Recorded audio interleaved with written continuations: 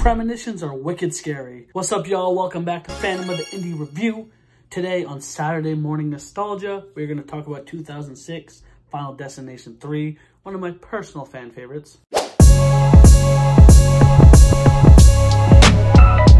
I am your host, Roller Coaster of Love, Dill. There's a group of high schoolers at a carnival for, I don't know if it's their senior field trip. If their senior field trip is a carnival fair, that's kind of a dud. Led by Wendy, who is there taking pictures, experiencing the vibe, but something ominous is over her shoulders and she doesn't feel quite comfortable, and that is because there's a giant roller coaster with a giant devil a giant devil statue looming, and all her friends want to go on it, and she's like, I don't want to go on this ride, dude. I don't want to go on it. I mean, if you're familiar with this franchise in typical fashion, the group decides to go on the ride, and then she has a premonition that sees into the deaths of her and her friends, and then she snaps out of it and then stops the ride from happening. It's creepy too, because when she's taking the picture, she takes the picture of like her boyfriend, and the thing that says high dive like cuts out the E and it says like high die.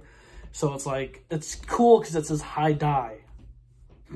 And the premise to these movies are always so scary because it really makes you fear your gut instinct, because there are times where I'm traveling or I'm doing something where you get those, irrational fears in your head where you're like, wait, what if this happened? And you start to panic a little. But this movie only suggests that further. It's like, yeah, your worst fears and intuition are probably true. And that's freaky. And the one thing that's minor about this one compared to the first and second that I do like is that when she decides to hop off the ride and the others follow her due to altercations or boredom or whatever, her boyfriend, who means very much to her, doesn't get off. Usually the main characters get off and they band together and they're strangers or friends. This one, some of the friends die already, so it makes it that much more personal. Even though we know how these movies turn out, every time it has the same premise, essentially. The disaster, the premonition, and then the disaster coming true. This one is more ominous and almost fierce. I feel like this one set up the nauseating dread so much more. Like, I remember watching this one as a kid, and it scared me more because of how much they made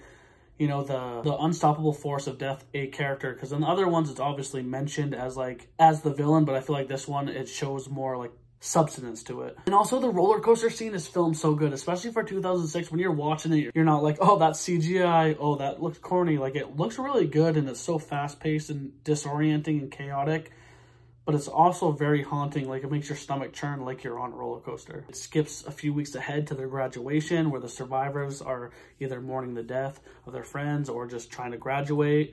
And this is where the movie turns into that typical slasher where they get picked off one by one. Wendy and the other survivor, Kevin, who was her boyfriend's best friend, kind of start to figure out what's going on. Wendy essentially wants to get out of town. She's heartbroken, distraught. She lost her boyfriend, and Kevin lost his girlfriend too. He chases her down at school and he's like, Wendy, I was doing some research, man. We're not the only people to ever experience this. And that right off the gate, that kind of like annoyed me. Like, I understand it's the third one, but why do you gotta over-explain stuff? Essentially, he's like, there was an airplane a few years back where a dude panicked and got off, and all his friends got picked off in the order that they were supposed to die. It's like, how do you know that detail? Like, obviously, the main character in the first one could have went on to tell everyone, but especially in the early 2000s, how many forums are there that's telling this, and why isn't it such a huge issue now?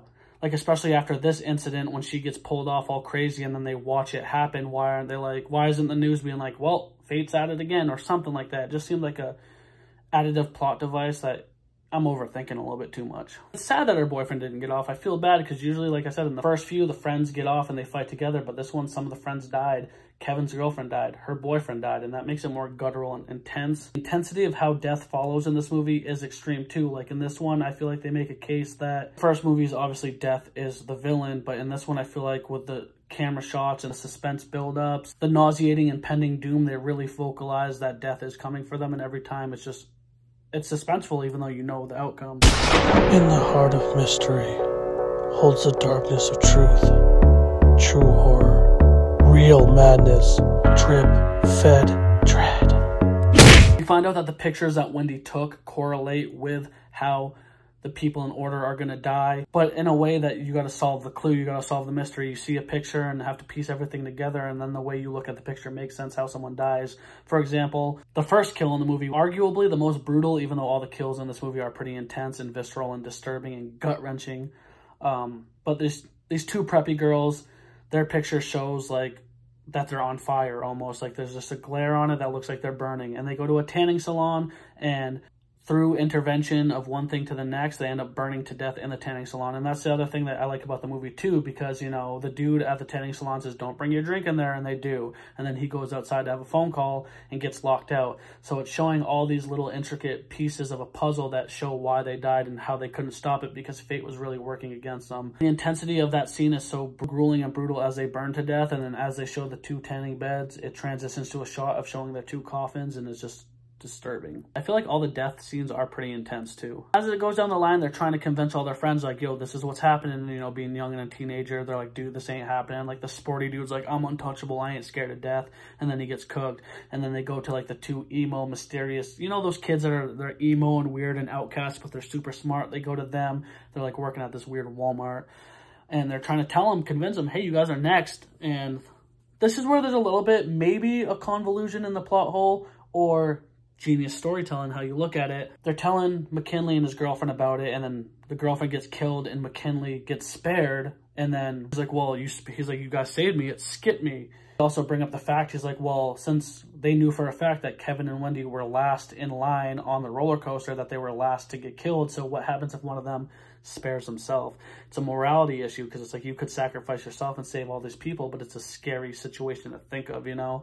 But the one thing that gets me is that McKinley gets spared, and then as they're looking through the pictures, Wendy sees that her sweatshirt says McKinley, and she's like, oh no, McKinley's gonna kill me. So either one of 2 things. McKinley was meant to get spared and he's not gonna die, which doesn't follow the theme of the movie right, or she's just overthinking it so much that she thinks it's gonna be McKinley that kills her, and he still is gonna survive anyway, but she just thinks that name attached to her sweatshirt. Because, okay, I guess I forgot to mention, the dude McKinley makes a note at the beginning where he's like, I can't believe my last name and nickname is named after the high school I go to. How lame. That's why. Okay.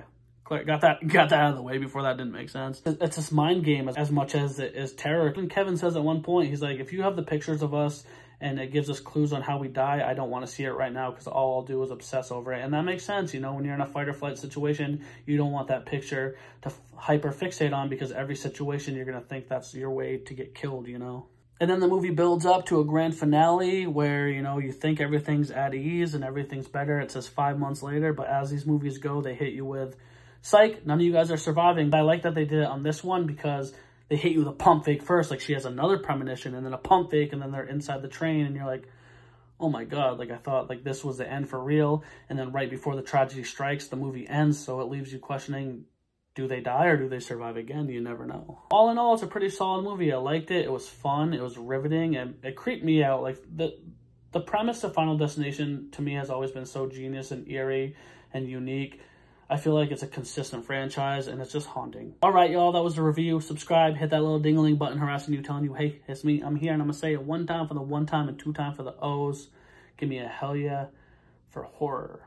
Y'all remember that movie Smart House from Disney Channel starring Ryan Merriman? Yeah.